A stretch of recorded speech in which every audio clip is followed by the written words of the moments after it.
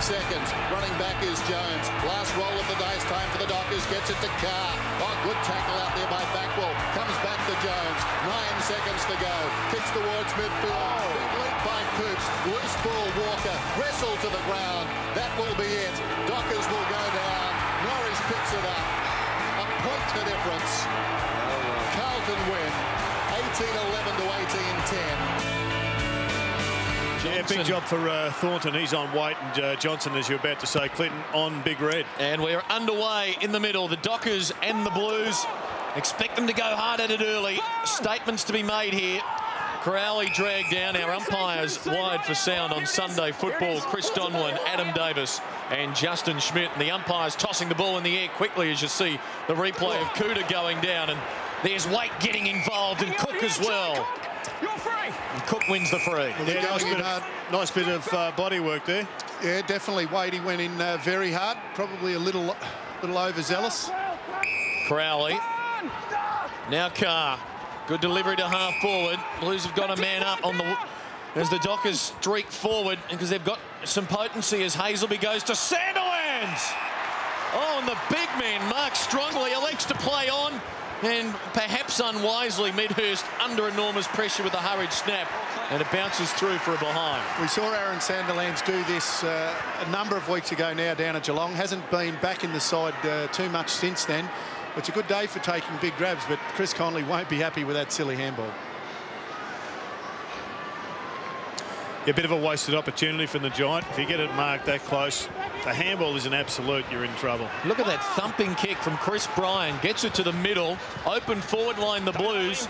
Camporelli's kick in front of Troy Longmuir. His brother Justin a Docker today. Troy playing on, trying to find an opening. One too many. That's in the back though. Carlton free. Should be advantage play on. Should be a goal. And it is. Simpson delivers. Cade Simpson becoming a goal kicker. Had kicked just one in his AFL career before last week. Booted 3 against the Saints. And in the opening 2 minutes here starts with a goal. Longmuir read that well. This Justin of the Dockers kicking to Pavlich. And it's Prendergast who's alongside of him early. And Pavlich read that well.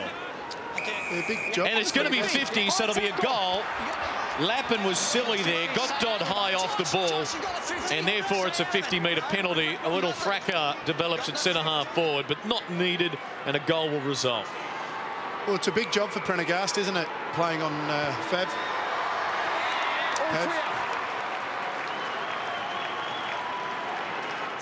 A lot of niggle taking place here. Crowley with the job on Nick Stevens. Remember, he shut Scott West out for much of the time early last week as Longmuir to Hazelby to Carr running. Delivering inside the 50. Pavlich knocking it down. McFarlane matched up by Livingston, who charges out after it. Little handball away. Hazelby for Black. Quick hands for Grover. Stabs it inside the 50 over the head of Pavlich. The bounce important here. Livingston gets it to Stevens. Now needs support. Livingston back for Stevens, and now Camporelli. Paul, 2. Paul, back a metre. 1. Crowd getting vocal. Smallish crowd in on a Sunday afternoon as the pass is short and wide, and it's a strong big height discrepancy that matchup. Thornton Sandilands, and Sandilands smothers the kick. You have to get back a bit further when you're taking a kick against Sandilands. Wait for Livingston. Carlton struggling to clear the danger zone here, and still as Medhurst gets in front of Prendergast. Good pickup. Now Thornton still under pressure to the northern wing. Whitnell with Johnson. Whitnell knocked it away, but Cook was standing there for Fremantle. Headland bombs it long. And over the top, Teague knocking it down. Medhurst Sharks, it should be a goal. Crowley, question of accuracy. Fremantle have started well. Oh, yeah, straight at it, guys. 2-1 to a goal. Dockers, this ground, which was a torturous place to play for them in their early days, hasn't been all that bad for them in recent times. 4 of their last 6 they've won here. There's Black.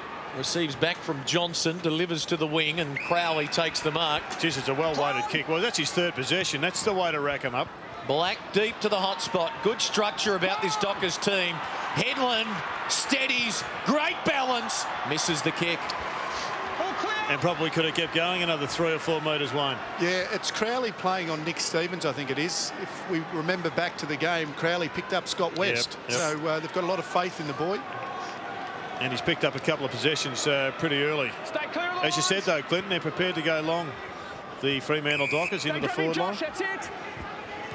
We saw the Dockers last week against the Bulldogs trailing by 25 points midway in the second quarter, 11 goals to 3 after half-time, and they ended a 4-game losing run with a 53-point win, and it's kept alive their hopes of playing in September. This is the big game for them as Simpson kicks to the wing.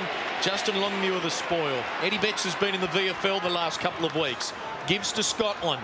Drives towards Favola, and his first touch today is a good one. It's a mark. It was a great mark from Brendan Favola, probably too far out to kick it. So he pops it up to the hot spot and leaping his weight. That's impressive. Shot at goal coming up from 45. Well, it was impressive because Brendan Favola, not known for his pack marking, more known for his quick lead. He's a powerful athlete, but really launched himself at that, took a strong mark, and then was able to kick on the angle to Waite, who we know has a lot of ability.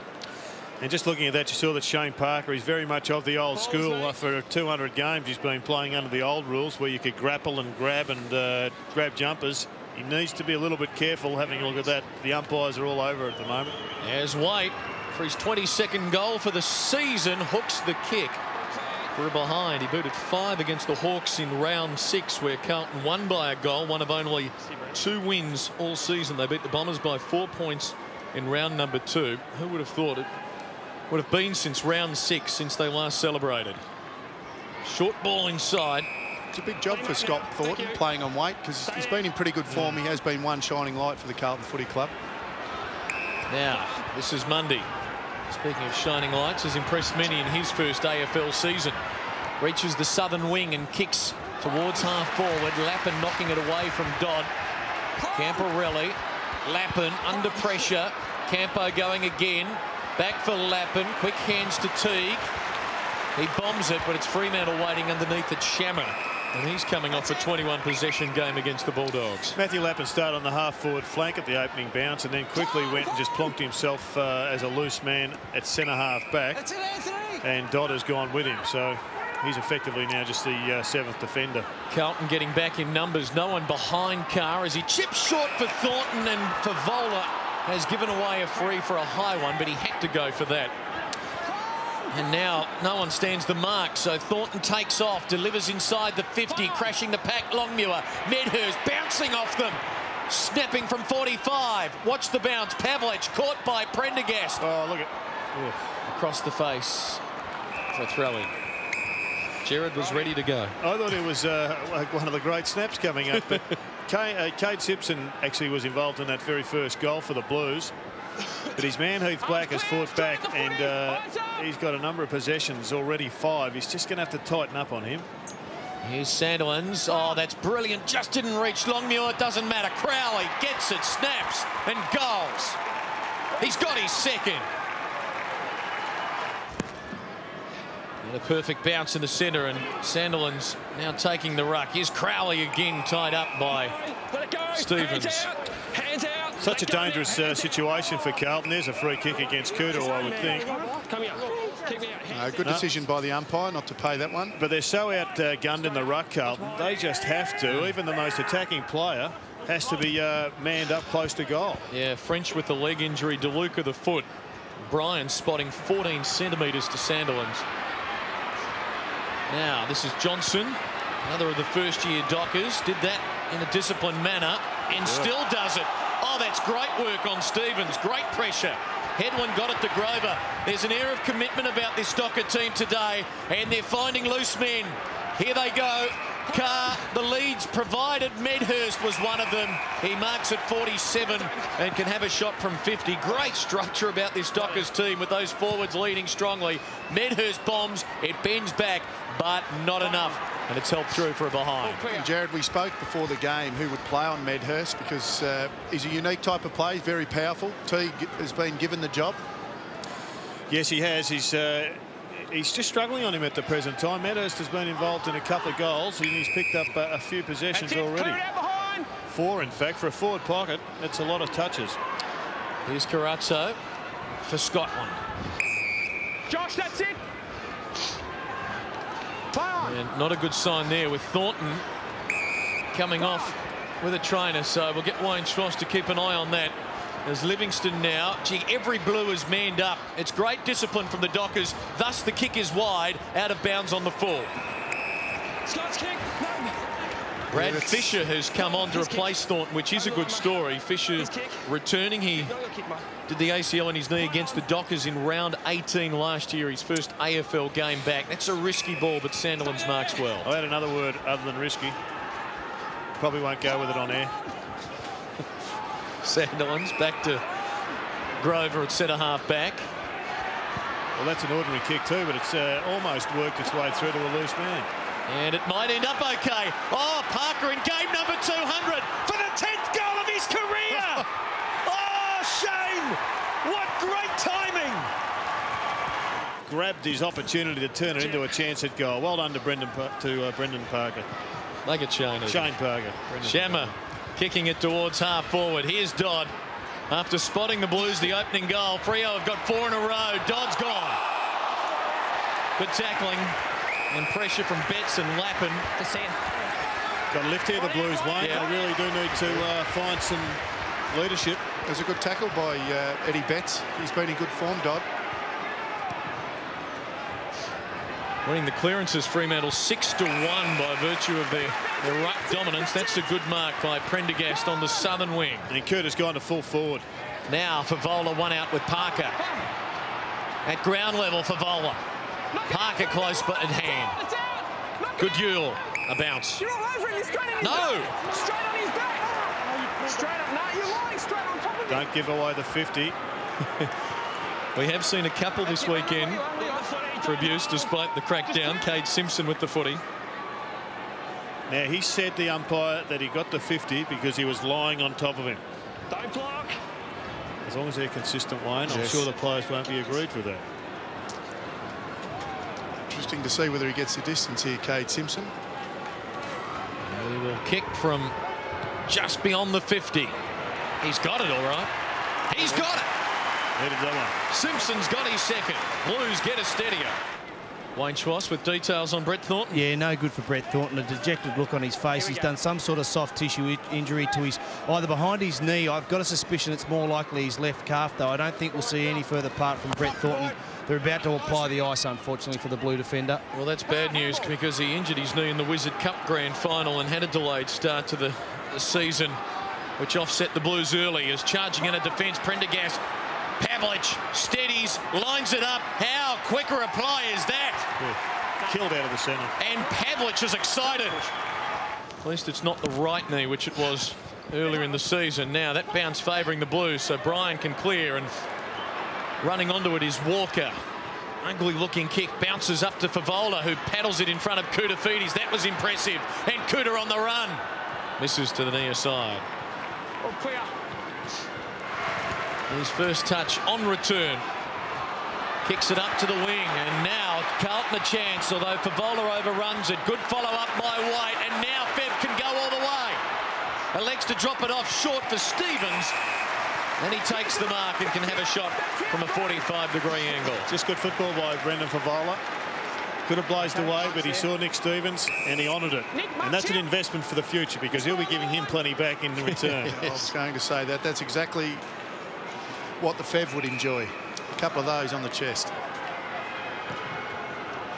Stevens missing to the right-hand side. He's had less than 20 possessions the last 5 weeks, which has lowered his season average to 22. He had 31 against the Crows in round 10. Hasn't seen quite as much since as the Dockers bring it back into play.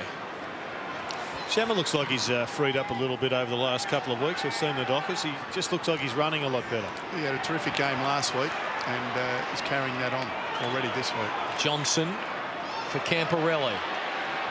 Should be able to wheel by a lunging Longmuir and does. 2 bounces. Good build-up. Stevens leads wide. The kick in his direction. He has to double back, and Mundy chips in well to fill the gap. And Josh Carr has broken wide. If they can get it down there, he's off and running in the wing. Now, can Crowley reach him with the kick? He can, although the Blues closed late. Good work by Waite. And we'll have a boundary throw-in. Wayne Schwass, your assessment on the opening 20 minutes? Oh, look, I think Clinton Fremantle have obviously identified the start as being very important. I think that's a terrific strategy to come into the game with, because to get off to a good start like they've done, it puts the element of doubt nice and early into the minds of Carlton. But I also like the move of Nick Stevens. 4 possessions and 2 goals to his direct opponent in Crowley. He's moved forward now, which takes Crowley out of the play.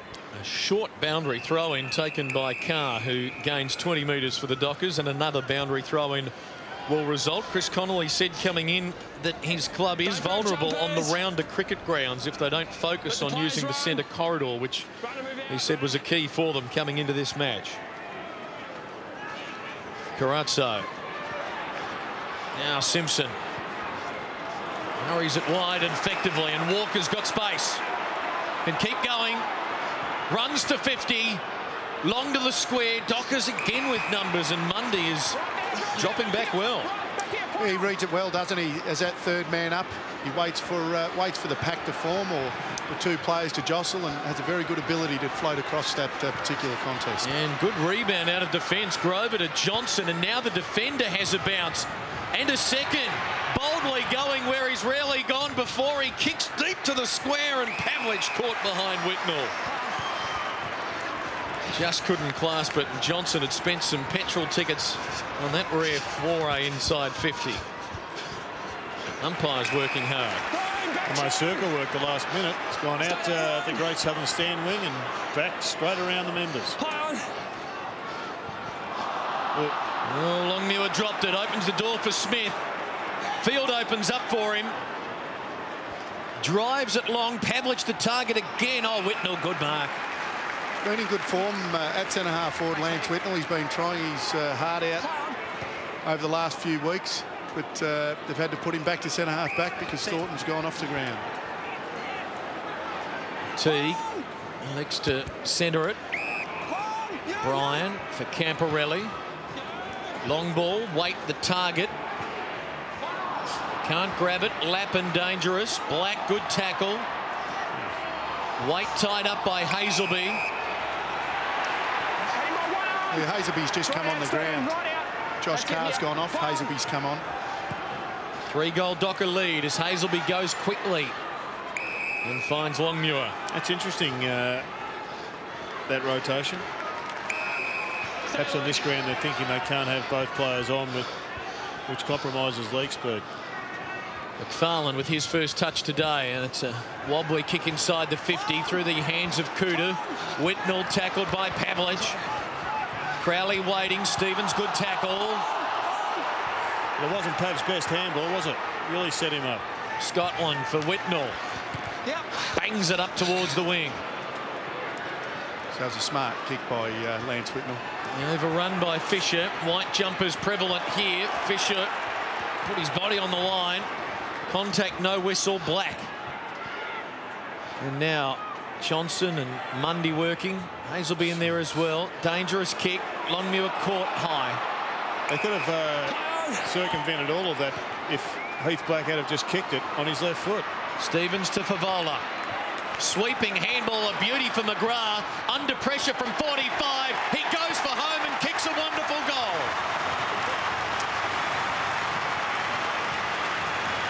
First goal of the year for Corey McGrath. Well, they went about it the hard way, the Blues, but it was a good lead by Big Fev. He let out. He picked the ball up on a half volley and give a nice handball to Corey McGrath, who some people say at Carlton, very similar to a John Blakey, very hard trainer, goes about his business in a very professional manner, and first bloke picked every week. I think they'll look at the replay and just ask Heath Black why go back with the handball. McGrath makes the margin 2 goals. Time on period, opening term at the MCG. Docker's playing with an extra in defence. Bowyer gathering for the Blues, kicking long inside the 50. Troy Longmuir had it dragged away. Dockers get a free, no advantage. No advantage. Lance Whitnell playing spare up in Carlton's defence. Mundy to the northern side of the ground. Loose man on Hazelby. Coming off a terrific afternoon against the Bulldogs. 25 possessions and 3 goals, and he kicks. Great kick. And it's an excellent mark too by Peake. He ended up winning the Toyota goal of the round competition for his major last week. I think it was more your description of it, Clinton, that got him the goal of the week. Just helping out the kid. Great mark, Pavlich. In the forward pocket, Blues fans say there was another hand in there.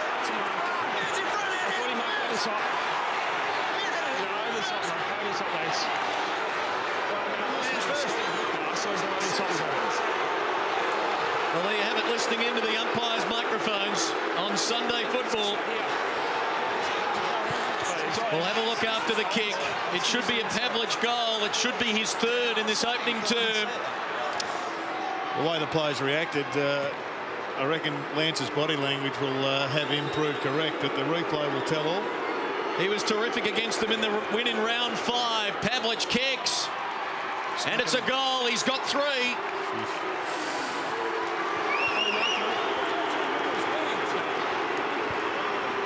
The Blues fans continue to boo loudly. Let's unveil all.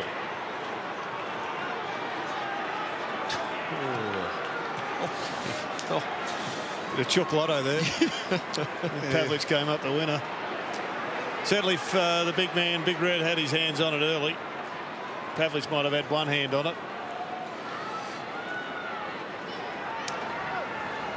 Okay, Justin, Chris, you're right. 3-goal Docker lead. Fortuitous whistle for the visitors.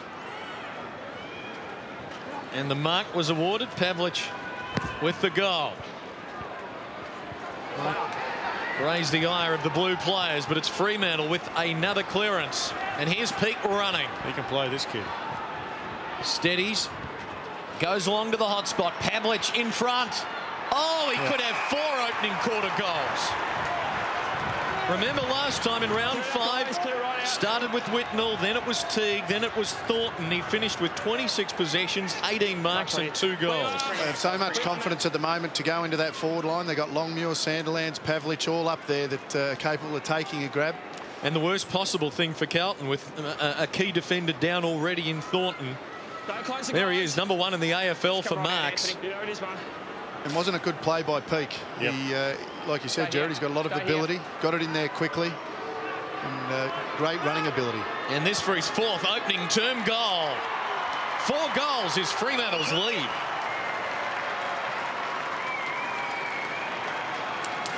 Well, it just seems incredible that if you go back, I think it was about round 3 or 4, when we fronted up to watch Fremantle play the Tigers here, and they played perhaps the worst football ever seen on the MCG for a long, long time. And yet right now they're playing fantastic MCG football. They've got the forward line for it. Big Aaron Sandilands. Pavlich is dominating, and they've also got Luke McFarlane down there, who is yet to have an impact.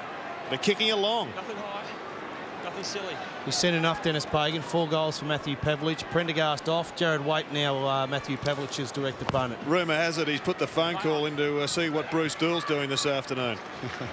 Kuda clearing it forward for Carlton. Running onto it, a chance. Carazzo going wide. Fisher. Dinky little kick back to Carazzo. That's okay. Working our way towards a minute and a half remaining. He's popping it up for Kuda inside 50. Fisher there as well. And now in his return game, perhaps the chance to start with a goal. What about Kuda? Wayne, would you consider putting the captain on the captain? Well, they've thrown so many players back there already. If Waite, which is one of your main goal kickers this year, been a shining light up forward. You've got Lance Whitnell, who's been battling very hard over the last few weeks. Already they're down back. I think if you put Kuda back there, you're really saying we don't want to kick any goals. Yeah, we've got no answer.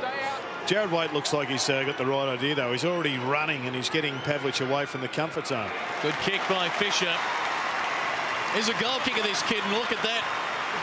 Symbolism from Carlton. Every one of them knowing what he's been through to run towards him. And a good start on the road back from the knee reconstruction. And that's a fantastic story, Brad Fisher. Like you said, first game back, knee surgery. And to come back and kick a goal like that was terrific. Mainly because I did a little bit of goal kicking practice with him, Clint, during the week. So it was great to see him slot that one through. Well coached.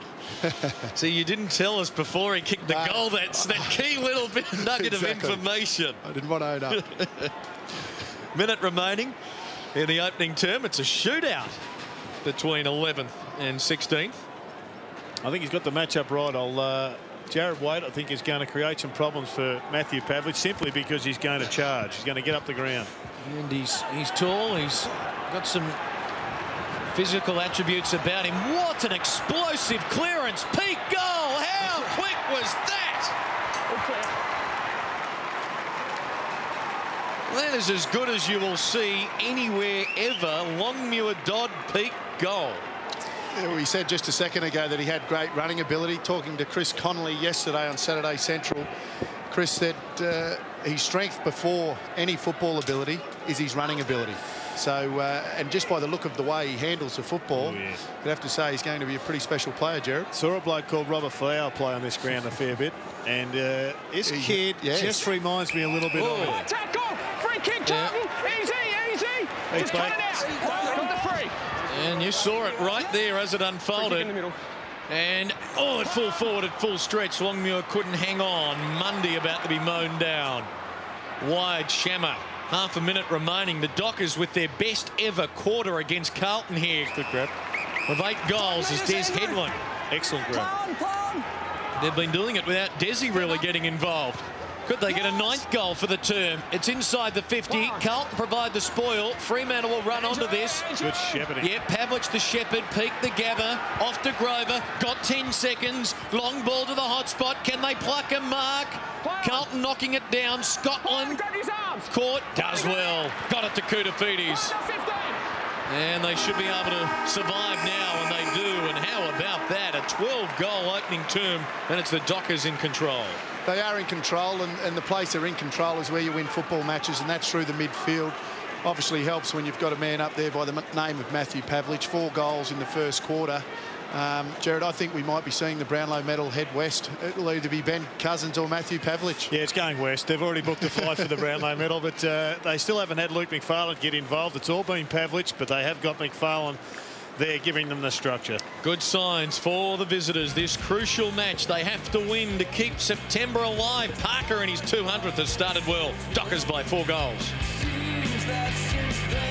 Second term from the MCG. Pavlich barking out instructions. He's got Waite alongside of him, opponent number 2, who went to him late in that first term as Sandilands gets it down for Hazelby. High ball inside the 50. McFarlane at full stretch. And this was always going to be the danger. I see that Scotland's gone on to Medhurst.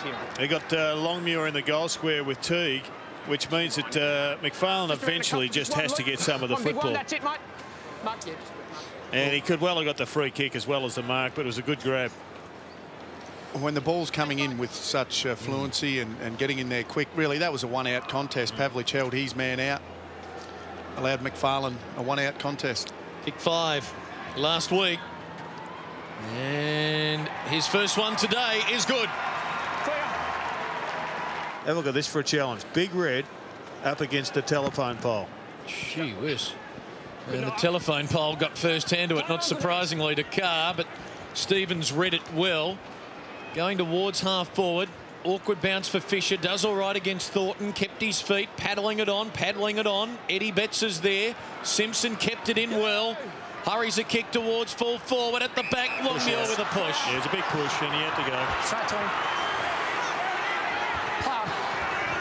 And now the Dockers can look to clear, and they've got some run about them. They look dangerous here. Headland will give it up to Sandilands on the wing, or Parker. Look, our Fess is going to get 2. Parker's got it. End is running. Oh, he got ambitious.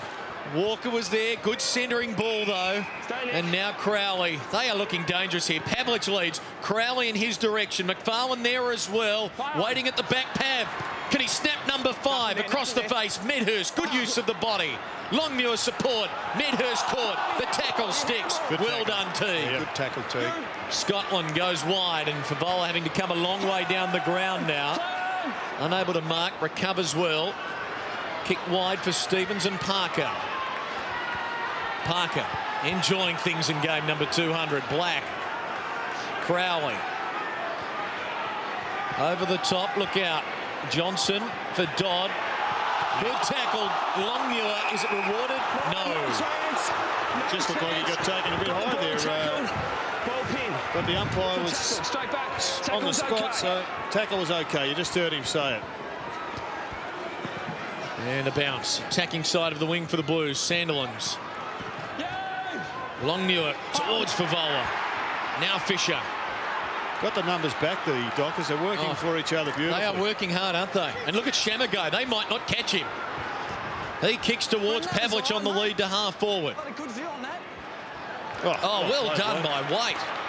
Brilliant hands. Just looks like he's got the athleticism to go with Pavlich. He definitely has got that, Jared. This is Fisher. Now he got a man one out, wanting it long. It's Troy Longmuir. Good spoil by Mundy. Favola a chance, swings on the left, hooks it, goal. And it won't get there. Johnson in the way. He's looking good, Johnson. Thornton. Seen Johnson develop in his first year, and each week he looks like he's more comfortable. A pre-season draft pick out of Perth. This is 10th senior game. Thornton's looked all right as well. He provides some dash and goes long and direct. Gives the forwards a chance. Scotland with the task on Medhurst. Whitnell. Yeah, good pressure. Happy for the boundary line. Yeah, they'd be happy with that, the Blues, because really they come through the midfield with not a lot of pressure, but fortunately for the Blues, they all led to the one spot. There he is. And he's got runners. This is Carr. Goes in the Medhurst direction. Over his head. Scotland can't mark. Medhurst dangerous here. Scotland won't let him go. Good tackle. Oh, that's a mongrel. Carr has kicked a remarkable goal. Well, getting ugly now for the Blues. 6 goals behind.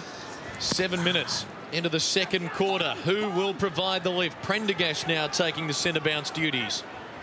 Crowley caught by Stevens and dumped illegally. Right out, Josh. Wow. Crowley goes wide. Peak towards Pavlich. Good body. Gee, it was terrific, wasn't it? Really good body. I think Paul Meadows could take a look at that. Noticed a couple of times he hasn't pushed forward to take the body away. He's waited for the body to come to him, but Pavlich did it beautifully then. Can I just say that was very good work by Pavlich, but in defence of Jared Waite, what he had to do was Des Headland worked very hard. It would have gone, the ball actually would have gone to Headland just in front, as you can see on your screen there. So Waite got in front of Pavlich, whereas normally he would have come behind and not been bodied so easily. So it was just a case that there was too many options for Fremantle, and Waite was caught one out. Pavlich for number 5. Dockers lead by 7.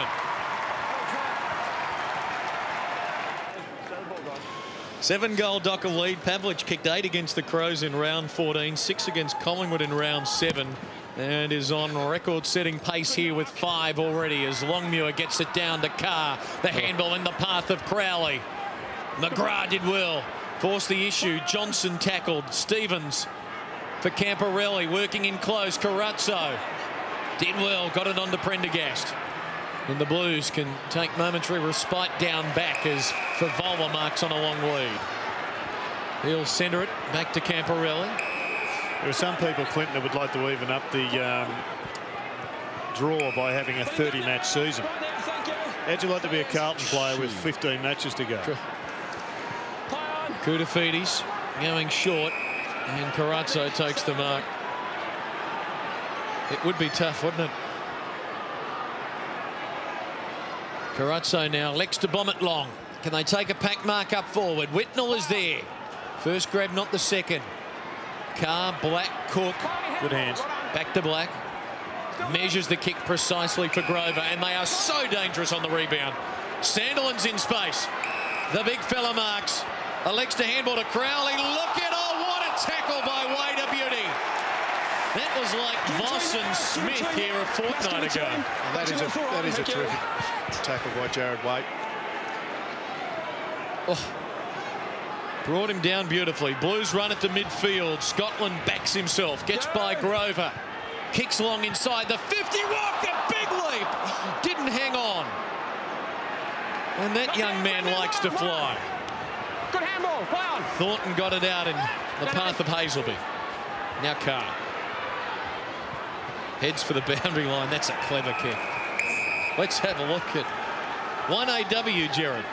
1AW was his christened in a best on ground performance in his first game. He was up, just lost sight of the football in the finish. He's got a lot of ability, Andrew Walker. Cost himself a card dropping that. He's been given a lot of tagging jobs of late and been doing a very good job. Drop the Nissan. Make it a Toyota, please. Is it? Right, of course.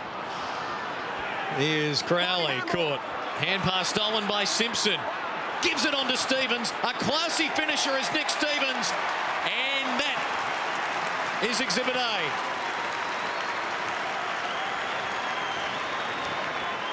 It's a goal they needed, the Carlton Footy Club. They've been getting the ball to half forward, haven't been able to kick a goal. And Nick Stevens, as we know, he's a very good finisher. He's able to finish that one off for the Blues. Well, once again, I like the look of Simpson. I reckon he's a pretty polished player for a young kid coming in. He was the one who laid it off to Nick Stevens. There's a positive for the Blues looking ahead. Stevens' goal makes the margin 36 points. Straight out, guys. Simpson alongside of Black in the first four. Simpson was Carlton's first pick at that 2002 national draft, albeit pick number 45. Now a scramble, a second bounce in the middle. Josh Carr winning plenty of the footy in this second quarter. He's up to 14 possessions overall, the game leader. Look at the footy. Umpire Davis with the footy. Ian Prendergast. Edge him under, mate. Occasionally it helps to appeal as Walker takes a break. Wait for. Now Prendergast going wide. Carazzo can drive them deep towards the square. Fisher will go up. Who's waiting down? Fisher himself, perhaps. Lappin from the tightest of angles to the goal square. Longmuir! Big leap over the top from the former Docker to take the mark of the day. Well, he does play tall, this kid. We know he played some terrific football for Fremantle Dockers. And he is very strong above his head, although that one was on the chest. Does take a very nice mark. And finishes with a goal. The Blues get 2 in a row.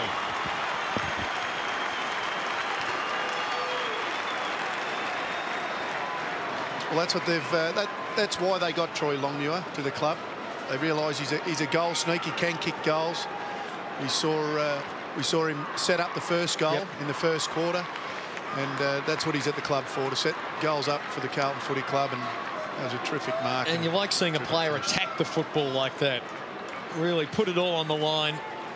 And a good grab there for the man who spent 5 years with Fremantle.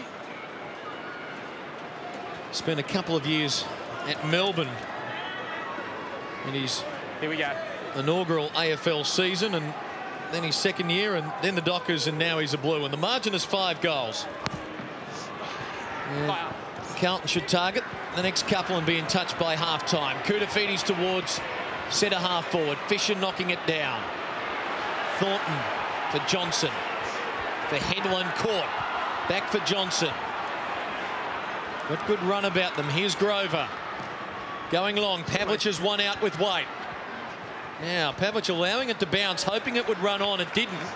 White did well. Camporelli kicks, hoping for the boundary line. The White jumpers will get there first. Grover. There's time to steady.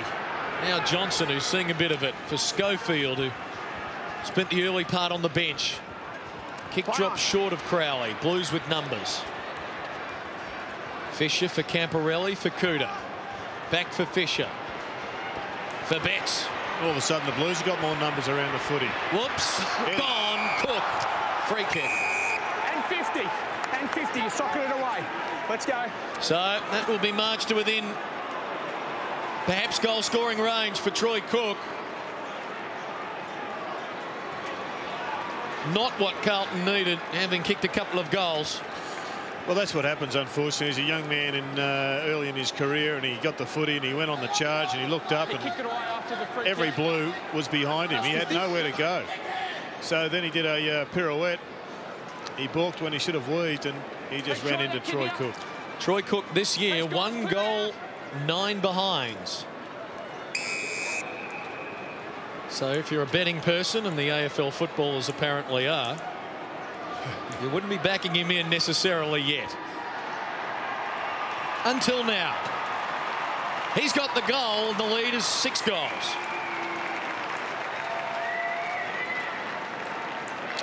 Well, it's a double-edged sword. Flooded defences are great to restrict goals, but if you burst, you've got to have people up the ground. And old Eddie there, or young Eddie, he unfortunately had no one to give it to.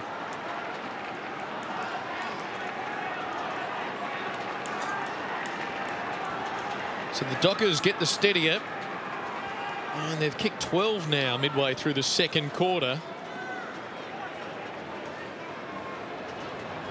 Prendergast to go against Longmuir. Another good bounce. They both go early. Prendergast on the way down for Koutafidis.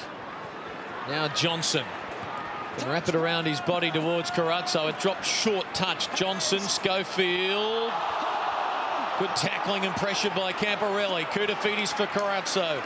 Now Simpson running. Has already kicked a couple of goals. He backs himself. Finds an opening. Great stuff. Should be a goal. Prendergast, reward your teammate.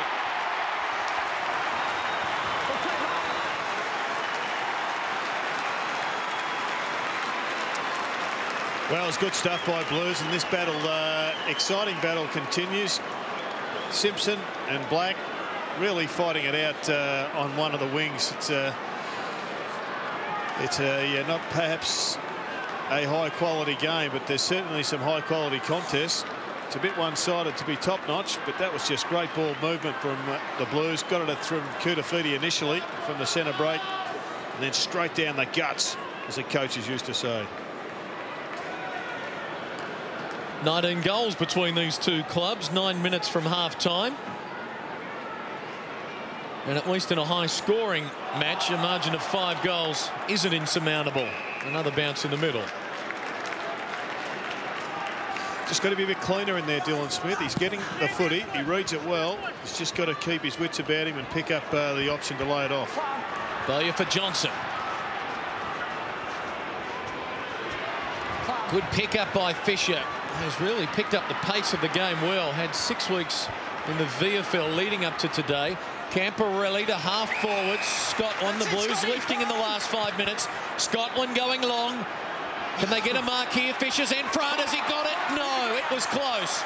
Got to get it out. Eddie Betts. Oh, he's exciting. This one just won't have the carry. And there's a free. And Brendan is saying nothing.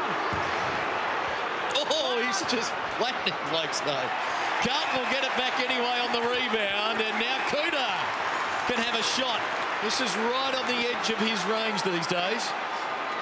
Because this is a goal, if you get the feeling that if Kuda can go back and kick this one, the Blues just go into half-time. There's still a little while to go, but they'll go into half-time thinking that they're half a chance. Yep. And that's what they need to go in thinking. Well, still 8 minutes to go. They can put a big dent in this lead between now and then. From 50, Kuda, long and straight. Here they come.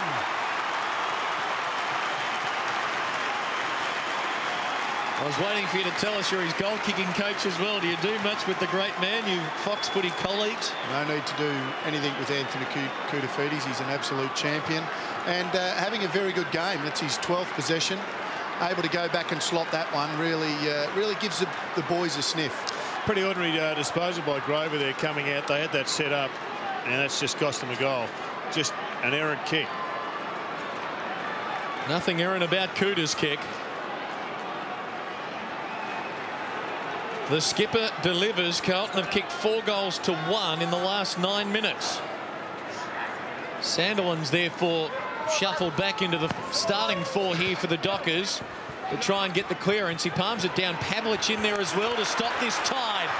But it continues. Koutafidis to Bowyer to Fisher. Too far out to score. This is the important kick.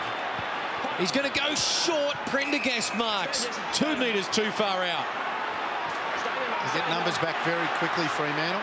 He goes wide to the pocket on the lead. Troy Longmuir. The kick makes him wait. And he's pushed out of bounds by Grover. Yeah, they really had to get back quickly, get it in there long and direct. Before they got numbers back very quick, but there's no point in going that wide to Longmuir. Just gets rushed out of bounds. It's been one of the difference of Fremantle. Instead of small forwards breaking to the pockets, they're going long to the goal square and backing themselves in, and the small forwards are getting to the foot of the pack. Koutafidis takes it. Slick handball to Scotland from 45 for Vola. Betts. Great pressure by the Dockers. Carlton fans wanted a free. It's not there. Murphy to Shammer. And Fremantle can clear, and that's a beauty for Sandilands. Well, he picked up the right target. He had plenty of blokes running wide, and yet he was smart enough to go straight down to the pole. Schofield to Thornton. Can they catch them on the counter-attack? And McFarlane laying it off. Peake. He's a speech to this kid. The running banana misses. No, he squeezed it through. What a goal! He's got his second. Geez, he backs himself. I really like this kid. There was a couple of options at the top of the square, but he was just that confident. They gave him the run straight into the goal, so you might as well take it. Yeah, you're right, Jared. I think that sometimes when you have that option at the top of the square, you really do have to back yourself. You might go for that extra possession, have the confidence. Good to see a young kid have the confidence to run in and say, I can kick this myself. Well, if the seas part for you, you just got to go through. Moses.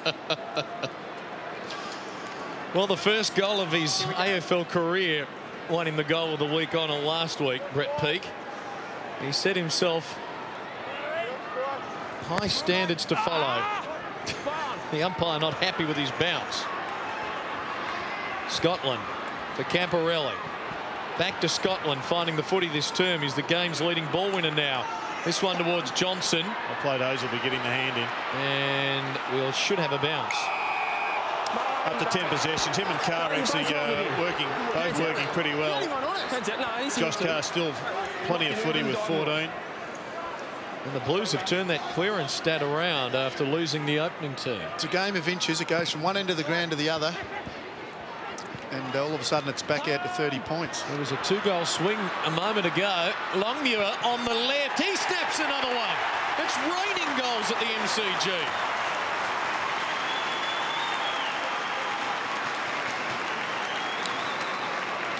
And that's a classic Troy Longmuir goal, I would have thought. Just playing in front.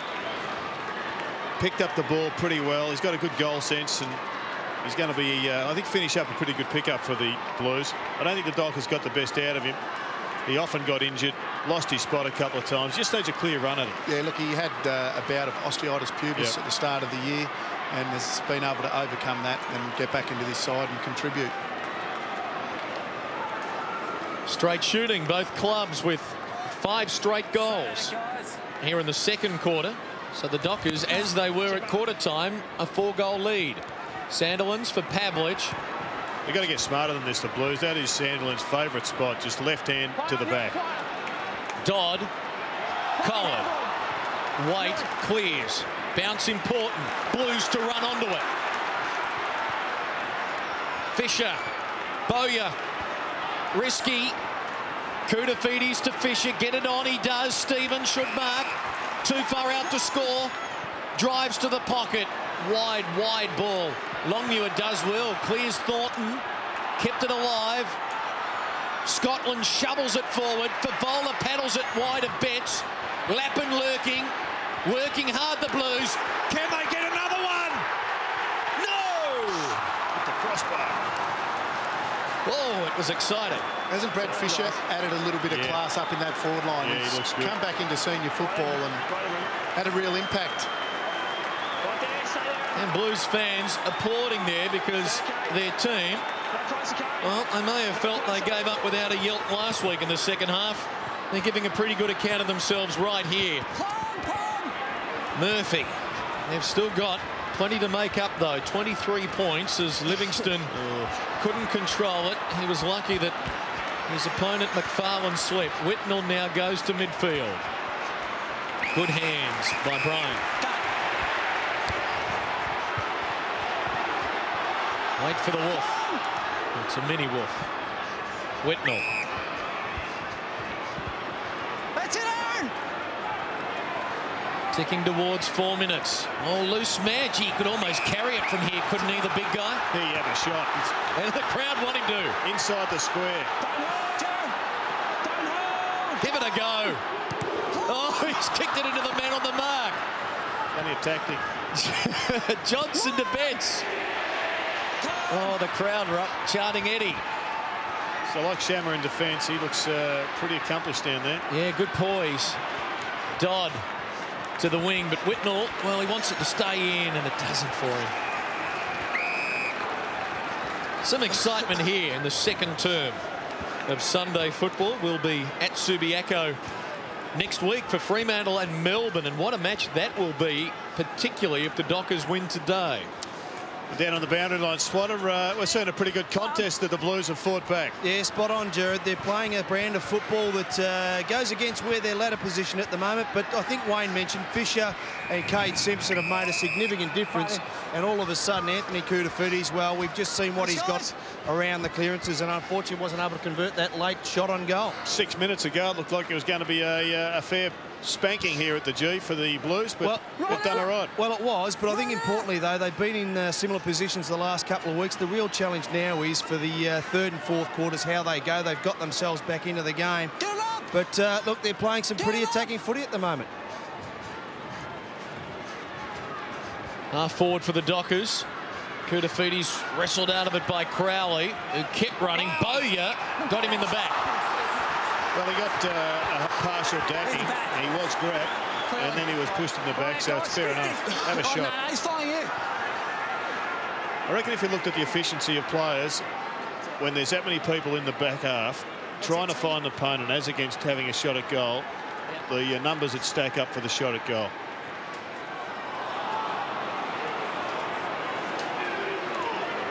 He kicked 2 in the opening term. Tightish angle, terrific result. Crowley kicks his third, and it was a beauty. Want to coach, Jared? Easy coaching from the commentary box, Clinton. It's only a part-time job. So 3 to Crowley now. He entered today with just 4 goals in his previous 5 AFL games. Some first-year players, and they're doing their job today. Crowley, Peake, Mundy, Johnson. It's a good-looking future for the Dockers. No matter which way you look at their current situation, they've got some talent coming through. Margin eases out again now to the better part of 5 goals as we work our way towards half-time. Bryan and Sandilands. Sandilands down to Hazelby. Kick ineffective. Bowyer's kick smothered. Parker. Carr. Hazelby. Target is Pavlich. Impeded play on the call. Camporelli wide for Bowyer. Good mark. Favola, good shepherd. And that kick is smothered again for a throw-in. Pavlich is on record time for equaling the most amount of goals ever kicked by a Docker, which was Tony Modra. And have a look at that from ball control from Paul Hazelby. Just plucked it and controlled it. Tony Modra kicked 10 goals too in round 10 in 1999 here at the MCG. Pavlich with 5 so far. Another statistical gem for us to look out for this afternoon as Schofield gets rid of Bowyer. Koutafidis sharks it, goes to McGrath, goes to Scotland. 2 minutes from half-time. Blues need a goal. Long ball to the 50. Thornton charging out, careering out of defence. Takes it with confidence. And Schofield. Mundy caught fairly. Good tackle, Troy Longmuir. Well played, Longmuir. Fisher there as well. Lappin, they haven't given up. She's hot. Shammer clears wide. Peake running onto it. Has time to steady. Now can go to Sandilands in the middle. Hard to miss the big man. He goes back though. She says some pressure. Yeah, and Carlton are going to win out perhaps. One against 4. Yeah, it's over. Throw in. You get the feeling though, the Carlton supporters in the crowd, there's not a lot of them here today, but I know that Dennis Pagan and the match committee of Carlton and their supporters would be happy with the fact that they're putting pressure on and they're having a go. In the bracket of perhaps 18 to 22,000 here this afternoon.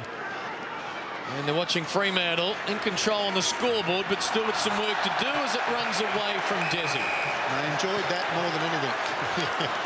Well, those sort of things happen if you're charging and you're creative. You're looking up to give it off. And if you don't get the perfect bounce, well, it can get away from you. That's the problem with this surface. The bounce was too good. It hit him back up at the chest. Big man. Well, he got it out. Hazelby gets it over the top. This could be another goal coming up. Good lunge from Lance. And it forces Crowley's kick to hit the behind post. I think that was probably smothered, that football. As in, it was touched off the boot. No, I think he just took the body. Okay. Took the leg. Let him run, let him run. Livingston. The last line, beyond the last line of defence now. Let's go. Pivotal final minute either way. Blues, if they can get a goal, will take some momentum to the rooms. Dockers, if they get one, will be well and truly in command. And it's Carlton who'll break clear. It's Bryan delivering towards Favola. It's over his head. Fisher is there. Couldn't clasp it. Thornton is tackled. Stood up in it strongly. Headland for Peake. Wide. Sandilands. Medhurst is on. Can he get it to him? In fact, Murphy is there. He'll elect to go shorter for Peake. Kick a goal. Des Headland might. He chips it from 45. It drifts back beautifully. Great goal, Des Headland. And it's the Dockers who get that goal. And it eases the margin out to 35 points. Well, we've spoken highly of this kid, but he is a beauty. Brett Peake, he knows when to hold it, he knows when to fold it, he knows when to kick it. And the big man, he's looking good as well. The big pole, Aaron Sandilands, he's really dominating. And they knew that one was home. 15 goals in the first half for the Dockers. They're having some fun. 8 in the first, 7 in the second quarter. Final second, Sandilands again. Carr bounces it inside the 50. Lappin to Whitnell. And he releases towards Stevens on the outer side. And what should be the final act of the opening half. Fremantle came to the MCG today knowing that victory would keep their September ambitions alive. And right now they're in control to the tune of 35 points. They definitely are in control. They're winning the ball through the midfield. Shane Parker's 200th. They've come here to play today. Josh Carr, Heath Black, Byron Shammer, Hazelby, all winning plenty of the ball. Matthew Pavlich with 5 goals in the first half. Terrific effort. And really, Carlton have to put the type of pressure that they put on late in that quarter if they are going to get back into this game. Dockers by 35 points at halftime. Second half underway. Blues to the right of screen, the City end goal. It will be Prendergast to compete with Sandilands. Sandilands had the good run at it. Hazelby won it down. Grover and Camporelli. Grover does well. Caught now. Good pressure, Scotland. Koutafidis for McGrath. Hurries it on to Scotland. The Blues can go. Camporelli has Carazzo running. And on the lead, Fisher at full stretch. Takes the mark and now can have a shot from here. And Wayne, his goal-kicking coach, can he make it from 52? Well, as I said earlier in the call, I had a bit of a kick with him on Friday. I'm not sure whether might be a little too far for him. Not sure what the wind's doing down there. Right behind him. No excuses there for Jerry. That's where I was heading. Right behind him. It'll be the perfect start. Opening minute of the third quarter. Fisher from 50. Well, he covers the distance comfortably, but hooks it for a behind. He's a smart player, though, Wayne. You must be thrilled to have him back in the team. And Dennis Pagan, more importantly, would absolutely be delighted the way he's come back. Oh, terrific after a knee knee operation like that, you always hope for the best for players, and he's had a good impact today. Like the look of Byron Shammer running out of the defence, and that's why, because he's a smart player. He sets them up for shots at goal. Johnson, well, he's not a goal kicker, just one for his career, and he just tried to chip that to the square instead of going himself, which in hindsight is what he should have done. Whitnell to Prendergast to Camporelli, so a let-off there for the Blues. Favola, a long way up the ground, wraps it around his body. Lappin and Fisher. Lappin. You've got to be careful of the Blues. Matthew Lappin really has a bad game. He's had a bad half. Wouldn't be surprised to see him go forward and kick 4 goals in this half. He's done it so many times through his career. He's got great pride in his performance, and he's the danger man. Should he get a 3-year contract? I would give him a 3-year contract. He's been a terrific player. Really hasn't received the accolades that he's deserved, I don't believe. Matty Lappin, I think he's been fantastic. The other thing is Carlton got him for a song. They didn't have to pay him much, and he's delivered more than his contract would suggest. He cannot deliver a goal there. Sandilands in front. Carr, Hazelby, back to Carr. Mundy on the run from 45. Hooks a shot at goal. Lights are on here, but still a bit of sunshine about on this winter's Sunday at the MCG. Not exactly packing them in for this match.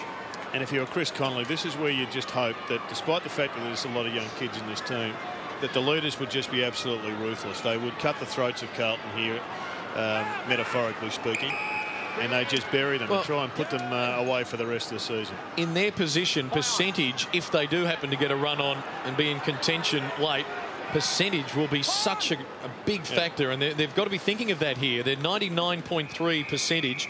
They're going to be jousting with clubs like the Kangaroos, Richmond, Sydney, Melbourne, and their respective percentages. The Tigers took a hammering yesterday. That's down to 94. The Kangaroos at 98. Melbourne 103. So percentage could become a factor. Yeah, but it's the way you go about it. They don't want any passions. They just need everybody hitting in hard, working hard for each other, playing 1%ers, and not allowing Carlton to get off. Parker got in front, couldn't hang on. Fisher scrambling. Mundy slipping, but handballing well. Parker for Dodd. The red boots shining as he delivers inside 50, and Des Headland can have a shot at goal to try and kick his second.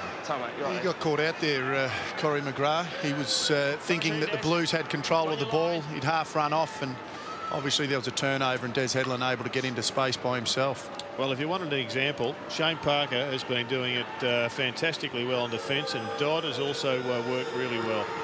100 career goals for Des Headland, and that's where it will stay right now. So both clubs misfiring after they were accurate in the first half. So you let a side in, though. They're 2 easy opportunities for goal. You've got them on the toaster, and they should have already had 2 to make it 17 and an unassailable lead. Stevens just stabs at it towards Teague. Dangerous kick as Justin Longmuir arrived. White caught by Pavlich, did well to get boot to ball, but Fremantle have the run. Headland again, good sidestep, drives it long, big leap, waiting down Longmuir. Prendergast won't reach the boundary. Whitnell and Crowley on a collision course. Good contest. It stays in for the time being. Now it's out. Just a point on that particular Carlton kick out just a minute ago. I think there's about 2 or 3 trainers standing in the zone. It almost looked like the Fremantle Dockers had more players. I'm not saying they did it deliberately. They were running off the ground at the time, but well, you'd be disappointed if they didn't do it deliberately. It was very confusing. It looked confusing from up here, so you can imagine as a player kicking out. Tough for the full back, but trainers have been doing that and coached to do that for years. Koutofides up towards the wing. Thornton under pressure. Now Mundy. Good balance. Uses Thornton to Shammer. Johnson. Now Black. Chain of hand passes ends with Carr. delivers towards Pavlich, but over his head. Medhurst gave him a spray. McFarlane, the handball to Pavlich, centering ball over the head of Cook. A little sloppy here. And this is the stuff I'm talking about, Clinton. The Dockers now are on warning. They are over-possessing the footy, and that's when it breaks down. Now can Carlton make them pay? Simpson backs himself. He runs to 55, drives it long. Troy Longmuir in front. Couldn't hang on. Oh, and there was a chance for Carlton.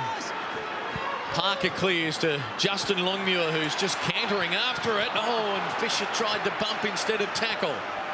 And Longmuir's away now. And still going, the big man. Long ball, Headland. Well, a defensive lapse there from the Blues. Headland told to straighten up on the boundary at 50. Elects to drop it off short, and Crowley takes the mark. He has done a great job, Crowley. When you're up against a high-quality midfielder, the best place to expose them is close to your own goal. And if you're in the winning side, it's a hell of a lot easier to do it, of course. Nick Stevens, he's not getting any cheap, easy free kicks or kicks from his teammates. Crowley from a tight angle. Been a goal kicker today. That is number 4. Player, mate. He walked right around. Ryan Crowley was delisted by the Dockers at the end of last year. They gave him a second chance, put him on the rookie list. He's won senior promotion at 21. Originally out of Gisborne and the Calder Cannons, and here he is kicking 4 goals on the MCG in an important game for the Fremantle Dockers. What a story. 41 points, Fremantle's lead now. Thornton incapacitated, will play no further part with a calf injury. Longmuir's won a free. And that goal might just stymie the Carlton run and spirit somewhat, because they had started well. J-Lo on personal terms with Adam Davis, the umpire. Shammer. He's a good player to have as a loose man coming out of defence, because he's a great architect with a footy. Yep. Uses it well here as Pavlich kick touched off the boot. McFarlane, quick hands. Mundy over the top. Oh, a little bit of leerising from Stephen Dodd. Good second effort, though. He tackles Lappin well and is rewarded. Good recovery, Stephen Dodd. Easy. Prior opportunity. Well, he's another one of these youngsters, isn't he, that has come back into the side, had his indiscretion and had a week back in the waffle. Yep. Come straight back in against the Kangaroos, had a very good game against them, even though they lost that particular game, and has really been a good player ever since. Oh, and he's clever there as he uses Justin Longmuir. Chris, just here, mate. Chris, just here, mate. And now Longmuir can line up for his opening goal and extend the lead to the biggest of the afternoon. Jared, we were discussing at half-time about the Fremantle Dockers, saying that they're still a very young side. A lot of people say that you don't peak until you're 24, 25, 26. Still got a lot of young players. It'd be a shame for Chris Connolly not to have this side for another 5-6 years to reap the benefits. Longmuir's kick misses to the near side. Is the nucleus there for a premiership tilt, Wayne? I think it is. I think we become critical because we see so much talent in this side, but they've been around for a couple of years, but you just don't realise they're still young men and they've still got so much improvement. 10 of their 22 today aged 22 or younger, as Simpson gets it back from the kick in. Bereft of options, so he squeezes it wide. That's okay, though, and Teague is there to mark, and he's got Fisher on the wing. I think when you look at this Fremantle side in another 2-3 years, you're going to see a definite top 4 side. Carazzo attacking side of the southern wing. 11 minutes remaining in the third quarter. A goalless term so far for the Blues. Carazzo drives it long. Over the top, leaping Crowley at both ends. Jeez, he's having a big game. And it's kids like this, only having played 6 games, and taking marks like that and kicking 4 goals on one of the premier on-ballers in the league. Well, he set a benchmark for himself now. We don't know why he was delisted. We don't know whether it was his personal problems or injury problems or just lack of confidence, but he can play. Look at this run. Here's a goal coming up. Black goes deep to the square. Pavlich had it knocked away, recovers well, trying to get it to Medhurst. He Grabbed a hold of Teague's jumper, but the Blue did well to clear to Camporelli, and now McGrath on a bounce, delivers to Koutafidis. The skipper's got it. Drives it quickly inside the 50. Scotland runs onto it and marks, and can have a shot from directly in front. 40 points, the best part of 40 points down. Well, there's 42 points down the Blues. This may bring it back to 6 goals. But I reckon that the time has come for Chris Connolly to start experimenting with a few of these young kids. And I reckon Medhurst gets the anchor in too deep. He's got to, I'd just love to see him play up the ground on the back flank, just to give him another look at it, to enhance his development as a player. On the wing, maybe? Get him up the ground on the wing. Put Brett Peake down there. Byron Chalmers is one that is really starting to play well. We know he's had an interrupted pre-season, but his last couple of weeks have been superb. You can just tell he's going to be a gun of the competition. Tick past the halfway mark of the third term. Scotland needing a goal for Carlton, delivers. He's got his first. Well, they won't go away, the Blues. You have to give them credit. The Dockers are on top. They're on top all over the ground, but the Blues, they're not giving up, and it is a trade of Dennis Pagan's sides. They'll fight it out to the end. Unfortunately, Fremantle just got a little bit too much talent. 6 goals the lead at the moment here on Fox Footy Sunday. For our digital subscribers, remember to stay with us after the game for our active wrap, the coaches' press conferences and more. The ball sailing through off the boot of Heath Scotland. Carlton's opening goal of the third quarter, and the margin is 6 straight goals the difference. Interesting where Johnson is lining up. He's a spare man in defence. He's right in the middle of 4 players. I'm not sure why you just wouldn't go up and be 20 metres in front of the pack. You'd be loose man. Anything that's a mongrel out, you might be your first chance to get. Carazzo got by a couple. Delivers inside the 50. Some wrestling there. No whistle. Play on. Johnson and Betts. Simpson. And a trip. And it will be a Carlton free for Eddie Betts. And he could be within range here. He elects to pass, though. Very wide ball. Fisher marks it. Gee, it's a tighter angle now than Eddie Betts kicking from about 45. Be careful of these. So very inexperienced with defence, the Fremantle Dockers. I know. I mean, they needed to compress onto Eddie Betts, not allow him to get up and get that ball away so quickly, because there weren't people in defence.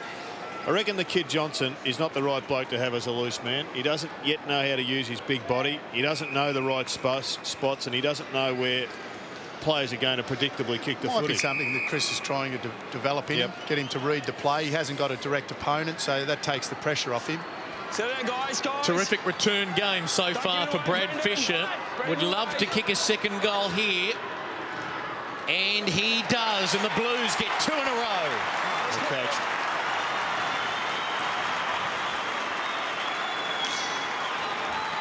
Well, he has been a fantastic player today. To come back in and do what he's done after having such a long layoff, I think it's been a shining light for the Blues, and I'm sure Dennis Pagan will be very happy with his input. Well, you just saw the free kick there. Yep, good call. The big kid Johnson, he's got a massive body on him. He's got a big rump. He's just got to use it. He's got to split some packs open. And when he sees bodies flying off him, he'll know he's matured as a player. Eyes for the footy. Well, it's back to 5 goals now. Dockers can't put Carlton away. Carlton can't quite bridge that 3-4-5 goal mark. Package into the middle. Get the next one. Longmuir sending it forward. Lappin paddled it to Scotland. Sweeping handball to Camporelli, and now Waite, and the Blues are running. Favola on a long lead. Parker to beat. Bouncing ball, awkward. Kuda. Favola. Inside 50. Bouncing. Longmuir, can he get there? Docker defence under siege now. Grover. Caught. Umpire says play on.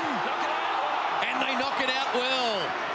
Oh, there was some pressure on the men in white there. The white being the visiting strip as Carr goes to Hazelby. Almost seems as if Pavlich goes into the middle when he wants to. If they kick a couple of goals, he takes it upon himself to go in. It's James Hurd-like, isn't it? It is. When the Bombers are well up and then the opposition comes back, he goes in there to steady the ship. Just cruising a bit of field, the Dockers. Yeah. The Blues are working harder right now. Walker likes a specky. He waits down here. Should work with Longmuir. They should get something. They should get something. Eddie Betts, tight angle, misses. Good play by Troy Longmuir. He's an opportunist. That's what he's there for. Eddie. Thanks, fella.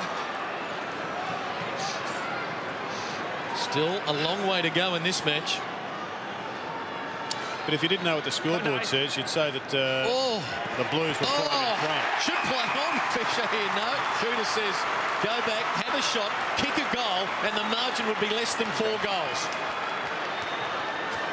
They have had their kick-out concerns this year, the Fremantle Dockers. You're on your line. And that is not one David Mundy will be filing away in the vault. Favola going off the ground. We'll get Wayne Schwass's impressions in a moment as to whether or not it's, shall we say, rotation, or if there's anything slightly impeding the progress of Brendan as Fisher lines up for goal number 3. Close. Oh, it's drifted across the face. Wayne. Well, it's 2 goals too. No, I just think that he's come off for a rest. He actually was hit pretty heavily with that Troy Longmuir mark in that second term. I actually thought he had done some damage to his groin, but nonetheless he stayed on. But there's no indication that he's getting a message from the coach, so it might be just have a rest, Brendan. Come back, Kate. You're back. Goal kicking coach. Yeah, You've got to be disappointed with that. 2 goals too from Brad. First game back, good effort. It could have been a big one as Black kicks in and Justin Longmuir juggles a mark well. Stay there, and that's it. Play on. Grover chips to midfield for Dodd. Now Shammer has used it well today. That's the best move of the day, coming back in the centre. Now they've got to go long to the square. Dodd to Parker, kicked a goal in the opening term. The 200 gamer bombs it to the square. And Carlton do it well. Wait the good fist. Teague the clearance. Johnson to run onto it. Looping handball, perfect for Carazzo. Now, where's he going to go? Towards half forward, hoping for Camporelli. Excellent fist by Grover. Near the boundary, Carazzo keeps it in. Oh, can't get it past Sandilands though. He's off. Mundy for Shammer. Centering ball for Dodd. 28 points, Fremantle's lead. Dodd deep, Whitnell from the side. Good spoil. Boundary throwing. There's definitely a feeling there, Jared, and we've said it numerous times already, but you saw Dodd get it. The first thing he thought of was, I'm going to get this in quick and long. I reckon that just watching Paul Medhurst, we're right behind the goals at the other end of the ground. He's just running in straight lines towards the ball. I've just got a vague feeling that he would be far better coming sideways, starting in the pocket and running to the goal square rather than being in the goal square and running in line with the footy. Headland finds an opening, steady, snaps at goal, and the Dockers get a ripper.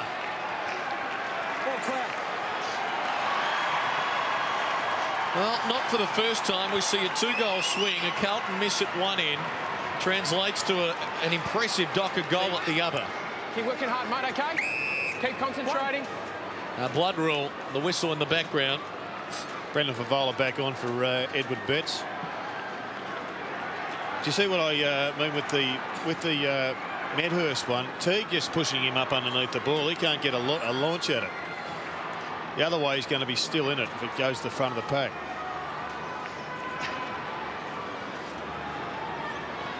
(17-6 to 11-8). 5 minutes from three-quarter time. Sandilands with a blood nose. Let's go back that way, guys. Okay. 34 points. The Docker lead. Carlton have had a couple of chances to squeeze it closer in this quarter. They might get the clearance here. Scotland for Koutafidis. Kick will land in the arms of Carazzo. Too far out to score. The lead is on by Fisher. Favola there back on the ground as well. Thornton did well. And Carr to Smith to Thornton. Elects to go to that one-on-one contest featuring Pavlich, and why not? There's a great kick and a good signal too. Pavlich pushed him back and signalled to go to the left, and Thornton honoured it. And Pavlich bombs from 55. all the way. Goal number 6.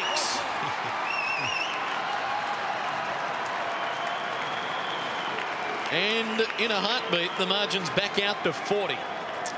Well, it was a great goal by Matthew Pavlich. It was he got a beautiful kick, took the mark, and Jared Wade trying to do the right thing. He wasn't too far off him. The umpire was screaming out, let him go, let him go. He knew exactly what was going to happen if he let him go. It's a rare beast that can kick it from 50 that far out. That's a long kick, and an accurate one at that. All hail the king.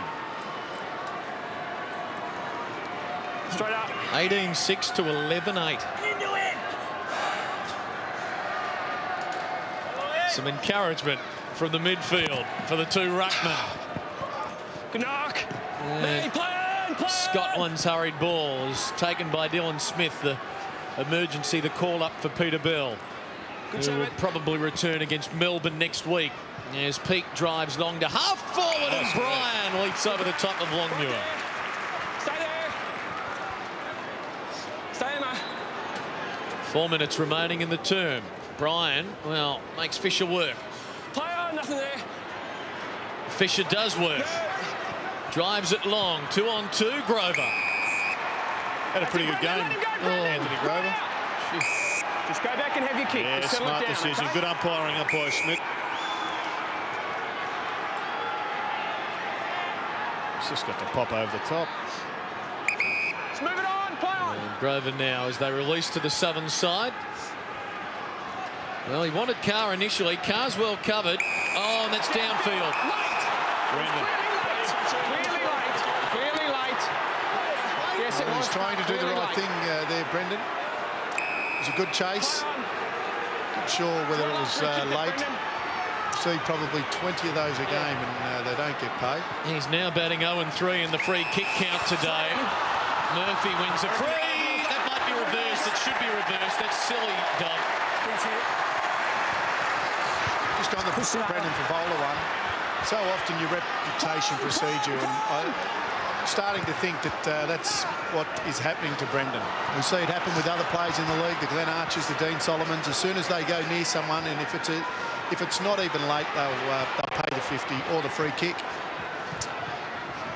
Black driving it long over the top. McFarlane's done it again. He is an aerialist. Careful, Luke. That's it. He's had a quiet day, McFarlane, but we know that he can take a terrific mark, and he took a beautiful mark in the second quarter, one out. And not surprisingly, Dodd is going to the bench. Yep. Just on that, Jared, obviously Dennis Pagan didn't see too much wrong with Brendan Favola. Neither runner was instructed to go out there and give a message to Brendan, so the coach wasn't too bad. Obviously a good chase. Yeah, I reckon Chris Connolly would have a different interpretation of the Dodd incident. McFarlane's kick is poor. Well, you're right, Jared, because he's had the phone to his ear for the best part of 20-25 seconds now. It's still going on, so you make up your own mind. Yeah, I reckon he would have got a fair chewing there.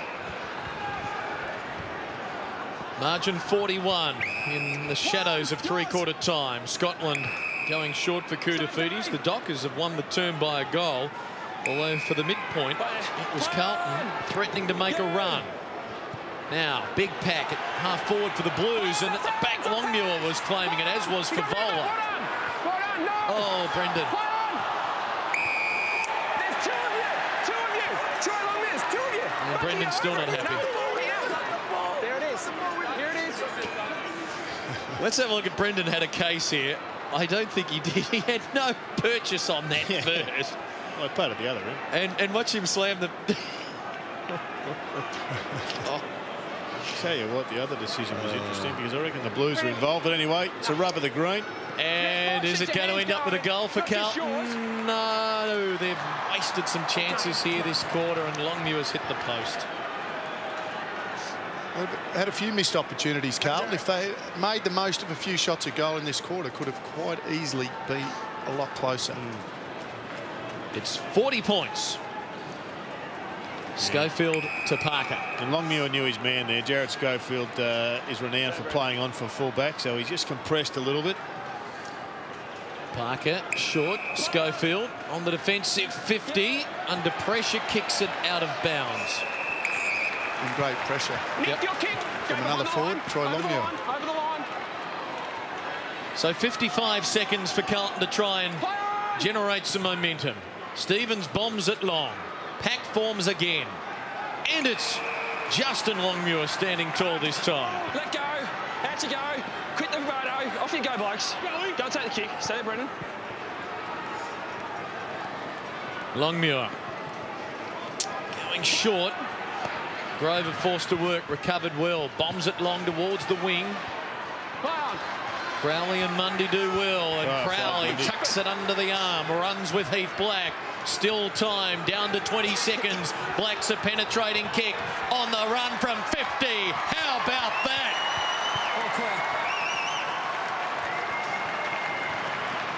Three in a row in the time on period for the Dockers, and they've blown it out to a 46-point lead.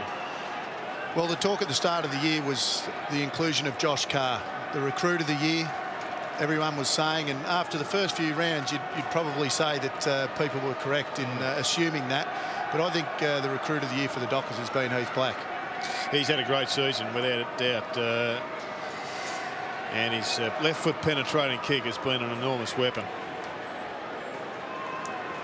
35 possessions a fortnight ago against Adelaide for Heath Black. 30 last week against the Bulldogs. 21 today, just one shy of his season average. Posting some big numbers. And in what was virtually the last play of the third quarter, he has really given Fremantle the ascendancy. Wait to Camporelli. We'll get time to kick it wide for Walker. And that should be three-quarter time with the Fremantle Dockers in control. Like Justin Longmuir's game today, Clinton, at centre bounces, I'd like to see him jump a bit more direct at the footy, but around the ground I think he's been a very good worker for the Fremantle Dockers. A lot of positives. They've just got to finish off here. They're on the charge, they're on the march. They've got to start preparing for Melbourne next week, and to do that they're going to be playing against the side that's battling for its reputation. They need to fire up. Brendan Favola is on the verge of exploding out there. How will Dennis Pagan respond with Carlton? We'll find out after this. Dockers by 46 points. Final term from the Melbourne Cricket Ground underway with the Dockers to the right of screen enjoying a 46-point lead. And Longmuir getting it forward quickly. Here's Schofield finding an opening. Driving it deep. McFarlane against Livingston. Pavlich over the top. Good start. Tony Modra, look out. Number 7 coming up here. Every goal going to be important by way of percentage for Fremantle. They will be above 100, it would appear, with victory today as Pavlich drives through his 7th goal. It will be their 6th consecutive victory over the Navy Blues. Longmuir for Carr, tied up. Here's Carazzo.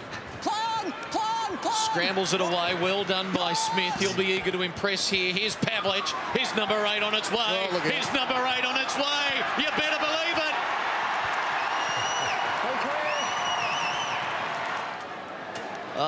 Classic reaction from Matthew Pavlich after number 8 for the 2nd time this year. 8 goals in a game he might not be done with. The club record is 10. He kicked 2 in a minute and 20 seconds. He's got to get 2 more to tie Tony Modra's record. Oh, charging out Grover and Simpson. Here's Black. High towards the wing. Eyes for the football was Smith. Good work from Smith the last couple of minutes. Koutafidis for Camporelli. Oh, the numbers with the Dockers. If it comes to ground, they'll be away. It does, and they are. More Dockers there than Port Melbourne. Carr. Here's Peake. Driving long. Pavlich the set. No, not quite. He's lurking. He's lurking. He's brought down. Camporelli. Well, he was in the perfect position there. He just needed to get himself off the ground. He's getting too excited. He had to sit. His eyes lit up. And then forgot to jump. Mundy and Scotland on a collision course. Mods is heading out for a surf right now. His record's in big danger. Pavlich again in the pack. McFarlane as well. Oh, here's a goal. Schofield. Oh, it's a pole action. Yeah, it's beyond 10 goals, the difference now. 64 points the lead. And he's got a new opponent. Matthew Pavlich is on Favola, so it's Fev on the Pav. Does anyone remember Fev on the G train? It didn't last long and it wasn't pretty. Well, okay. This is going to be intriguing, isn't it? I'd clear out the goal square. Clear the goal square. The ball's not getting up to Carlton's forward line at this point in time. So it's sticking there. Yeah, sticking there. And Rick and Mortis. Here we go. They're a chance now. Murphy knocked it away. Medhurst. Pavlich is there, provides the bump. Medhurst steadies. Gee, waded onto it well. Dodd is caught. Carlton will get their Koutafidis. Too much waiting. Just got to go with your first thought. Bowyer. The former Hawk. Going wide. McGrath. Attacking side of the wing, Scotland. The game's leading ball winner. He's 28th possession coming up if he can outrun Josh Carr. Nice. He ran out of bounds. He ran out of bounds. Well, that is dissent. I wonder if they'll take the free kick off him. It's a score. Boundary umpire was sprinting. Some of them are greyhounds. was he keeping up, the boundary umpire? Well, he was on the same side of the ground at least. The folks have just seen the replay on the scoreboard. They disagree with the call. It may not matter as Fisher marks and should go. Let's have another look, and you can be the judge. Is the ball out of bounds? He can be out of bounds. The ball has to be out of bounds. All of the ball. And that is a very, very dubious decision. Bring it out. Anyone want to add anything? Well, you're not allowed to say anything to the umpires anymore, but would have liked to then, Jared. Yes, I reckon any player was entitled there to have a tip. Well, it's why we should have 4 boundary umpires, but it's another story. Fisher for goal number 3. His successful return to AFL footy continues. 58 points is the lead. 7 minutes elapsed here in the final term. More than 15 and a half to go as Brian leaps early, and Justin Longmuir on the way down goes deep to full forward where T can't mark. And they all said yours. And there's been a move made. Big Bowler's gone off Pavlich now, and Big Red Lance Whitnell has gone back onto Pavlich. Scotland to the wing. Mundy for Justin Longmuir. Crowley's been good. Tell you what, Big Red on Pav. It's he's going to have to use the angles well. Carr goes long. There's some holding, pushing, and Pavlich has denied a mark as Medhurst has given away a free. Straight back. Thanks, Matthew. Teague will be the recipient. Elects to go short. Loose man is on Scotland. He'll go to Carazzo, who's seen a bit of the footy. Wants to see a bit more of it here as Medhurst closes. He gets the kick away. And now Johnson. Stand, Troy. Stay in, mate. Hasn't gone. Right where you are. Playing his 11th game for the season. Another former Hawk in the Carlton side. Goes wide. Well, Scotland's winning plenty of it. Goes long. Longmuir with the fly. Knock it out. Hold. Fisher the tackle. A bounce should follow. On the ball. Oh. 2 Carlton players on it. Fremantle 2 Carlton free. players on it. You 2. We had a 50-metre today for December. I don't think we have. There were 9 across the board in the AFL last weekend. There have been a couple this weekend. Favola on the wing. Provides the spoil. Murphy. Caught. Good tackling for Favola. Smith dragged down. Here's Mundy. Fremantle getting the ball, going the wrong way. Still. They've had every possession. They've gone from the wing to the defensive 50. They're still going the wrong way. Shammer. Oh, where's he going? Carlton everywhere. A few tired legs out there, Yep. I think, Clinton. Carazzo inside the 50 at full stretch. Longmuir takes the mark. And he's tried hard today, Longmuir. He's been up there. The ball hasn't got up there too often. And the times that it has, he's been able to make something of nothing. It's where the leaders of the Dockers, the senior players, have got to start setting an example. You can fall into big traps in last quarters, particularly when the game's been over for some time, that come and haunt you next week. Longmuir lining up his third across the face, and it's out of bounds on the full. We saw a couple of weeks ago Matthew Pavlich did an article in the paper, and he said that the shackles are off, so we can just play our football. And since then, they've won the 2 games. It'll be interesting next week when all of a sudden the shackles go back on, and they're playing a final 8 side at home for a spot in the Oak. Yeah, 22 goals last week, 22 goals already today. And Melbourne coming to town. You'll see that match right here next Sunday as Dodd in midfield elects to play on to Schofield. I mean, that is the nonsense. They just didn't have to handle that. Schofield is too good a player to be carrying on with that nonsense, even trying to get the receive. And there's a 50-metre penalty, so Carlton will get another goal. Byron Shammer ran between the man on the mark and the man with the football. So Jimmy Stein's about that one. Carlton will get back-to-back goals, and that lead, which was beyond 10 goals, will be down to 52 points. Clinton, Paul Medhurst came off a few moments ago and got a rather lengthy message from the coach, Chris Connolly. And I would expect that Jared Schofield might get the message from the runner to do the same very shortly. Yeah, well, Paul Medhurst put in a double chase.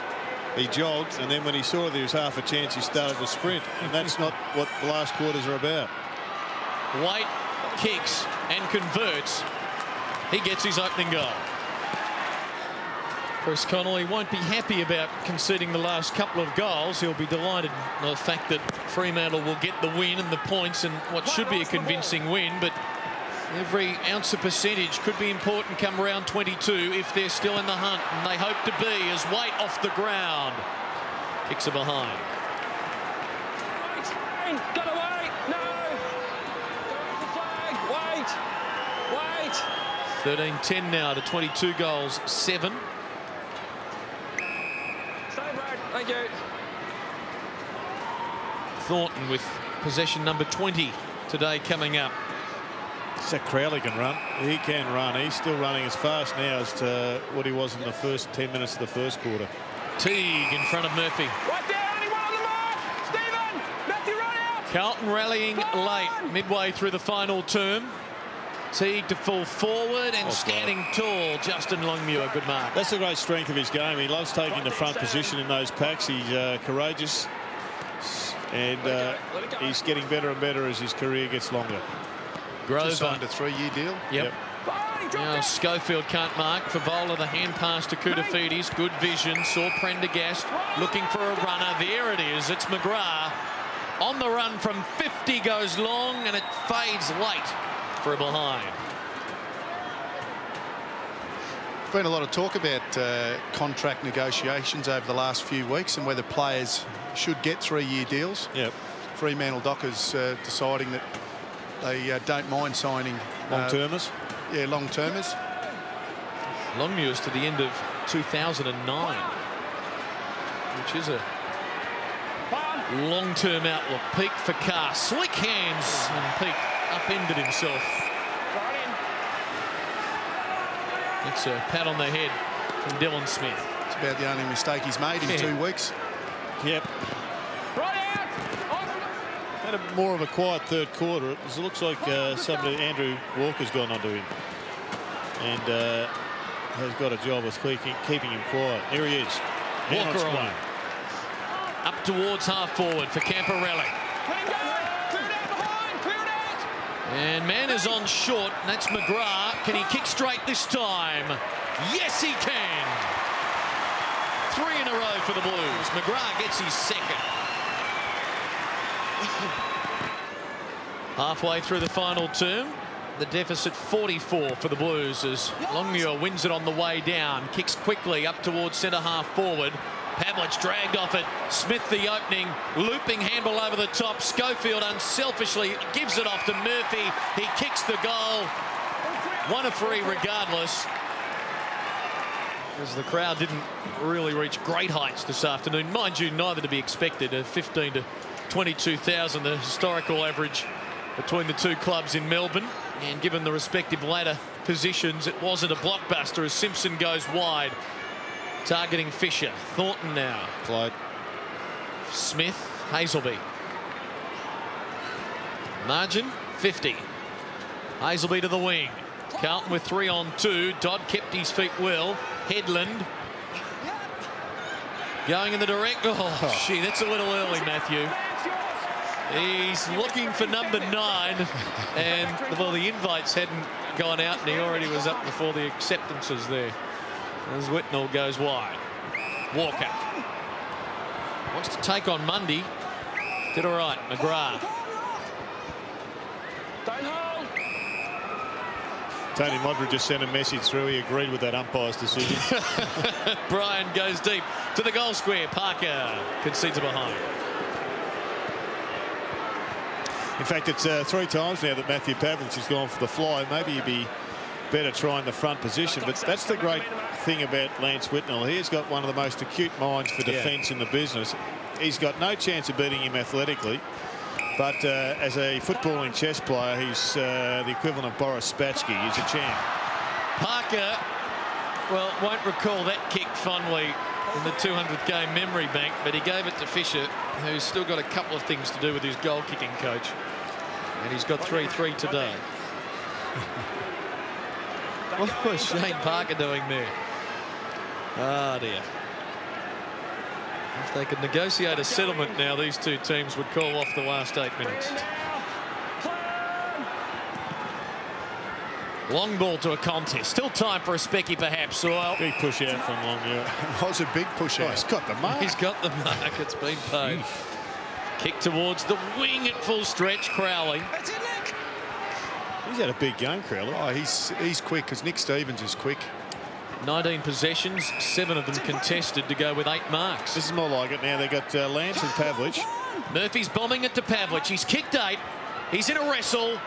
One grab, not the second. Good defensive work by Lappin. And now Stevens takes the mark and plays on to Teague. Looping it over the top for Vola on the wing. He gets bumped. He gets his kick well to Johnson.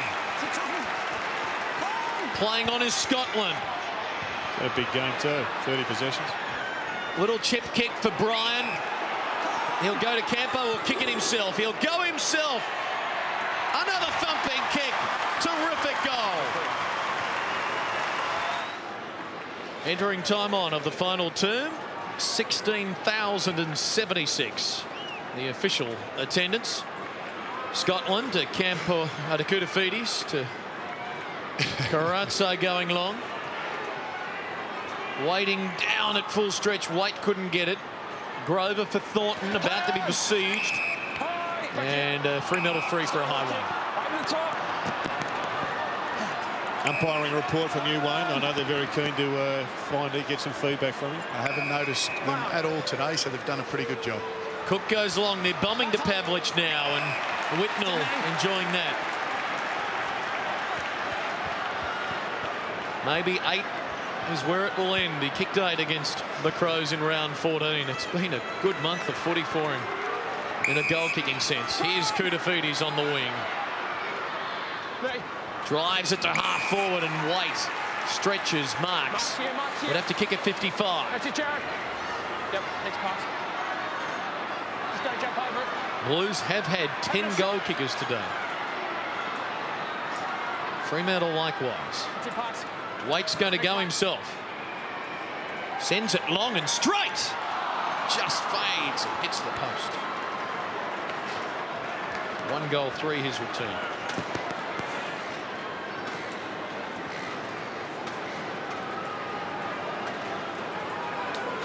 It's not often a side would have 10 goal kickers, Clinton, and the full forward doesn't get one. I wouldn't say he hasn't played at full forward all day. No, certainly hasn't. No. Might sound like I'm sticking up for Brendan, but I'm certainly not. He's played a lot at centre-half forward today, and obviously a little bit of time in the back line as well. Karatse for McGrath. inside the 50, and Waite's got it again, and now he can kick his second, and well, this will get it back to 35 points. Remember, it was 64 when Schofield goaled 4 minutes in. There's no doubt that Fremantle have dominated this game. Yeah. But you have to wonder if Thornton doesn't go off and Waite's able to play predominantly forward, you'd have to wonder, would it be a little closer? I'd reckon it'd be a little closer. Very straight. You know it is. Don't go in, guy. Jared Waite should goal here. And does. So Carlton have kicked 5 of the last 6. From 64 points, the difference, it's pared back to 35, and we've still got 5 minutes to go. Carr scrambles it forward.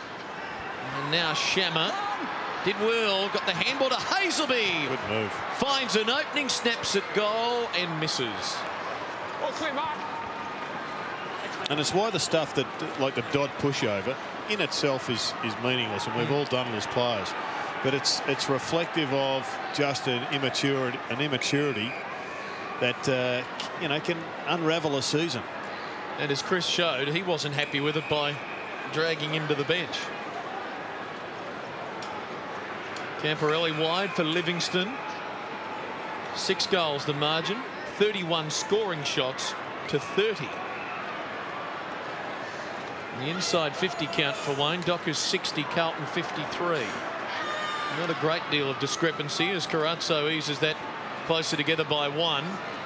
Longmuir and McFarlane down back now, shoveling the handball out for Peake. And he takes off. He's still got some gas in the tank late. 4 bounces. Make that 54. Chips over the top. And Dodd on the wing. Centres it for Thornton. It's it, Andrew. A lot of playing out time. Look about this Fremantle Dockers team in the last 10 minutes. Move it on. Come on. Even the umpire says, let's get it going. That's a poor kick. Lappin in front. That's it. Hey, Star. Chips to Heath Scotland, who's now had 36 touches. Good delivery for Waite. That's it, Clarks. Can Carlton get another couple in these waning moments? 3 minutes to go, 6 goals down. A darn sight better than what it was. At just on 11 goals the difference. He drives it deep and offhands it through for a behind.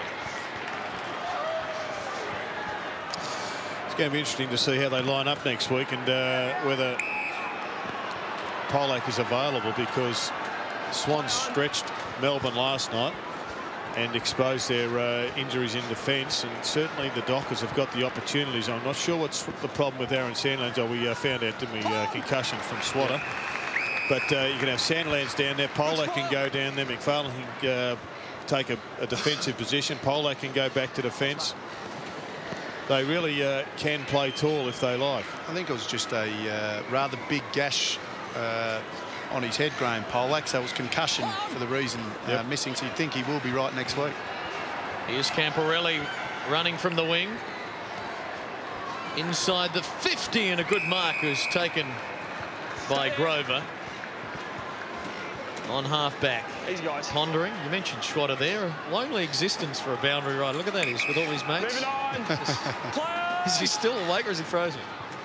Oh, no, there was a movement of the head there. He's not listening to us, I know that. I'm having trouble finding some warm blood down here, gentlemen. Thanks for bringing me in anyway. Peake kicks wide. Well, when Jared said we heard that Sandland's got concussion from Schwatter, some people might have thought that you gave him concussion. Well, I felt like giving that boundary umpire concussion with that poor decision earlier on, but nonetheless, You could have done the rotation. I gave him a mouthful anyway from the sidelines. Here's McGrath. And he penalised you, did he? That's why he sent everyone away. You're sitting by yourself. Camporelli, handball to Simpson. They can finish with a late goal. On the run, drives it straight. Terrific stuff. He's got his third. Back-to-back 3-goal weeks for Cade Simpson. And now Carlton have kicked 6 goals to 1 in the last 21 minutes. Well, after the last couple of weeks, it's been Carlton's first halves that have been quite respectable, and it's been their second halves that they've been very disappointed in. So it's been a good fight back. The game was over at three-quarter time, but the fact that they've come out with the right attitude and been able to now kick 17 goals in a game, yep. I think that's a pleasing thing for the Blues.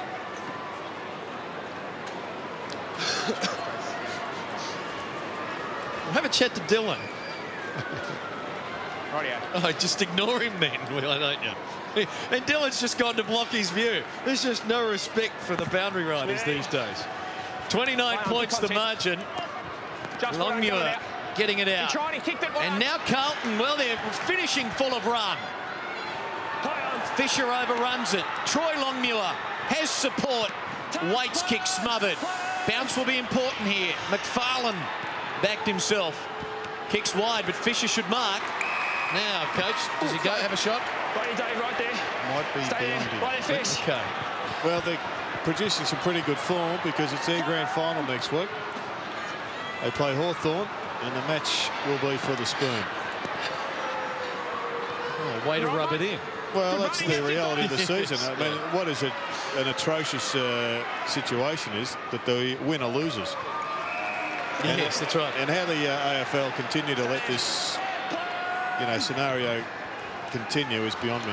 Pavlich has got 8, and he marks at half-forward tight. Might think about number 9. That was a beautiful kick by Medhurst. Yeah. Pavlich pointed to where he wanted it before he even led. Medhurst knew where it was going, and it made it an uncontested mark. And he's kicked 8 straight. This one may test him. 41-18 for the season. He plays on, opens up the angle, brings it back to perfection. A stunning 9th goal on the siren, no less. What an afternoon for Matthew Pavlich and the Fremantle Dockers. They let Carlton come back late to add some respectability. But make no mistake about it, the Fremantle Dockers have some momentum up. And they host Melbourne next Sunday in what suddenly becomes a very big football game. 24-8 to 17-15, our final at the MCG. Way to go! Hit 'em real hard, send 'em down below. Oh, Freo, Freo, we are the Freo Dockers. Freo, way to go! Hit 'em real hard, send 'em down below. Oh, Freo, we are the Freo Dockers. This has been a Fox Sports presentation.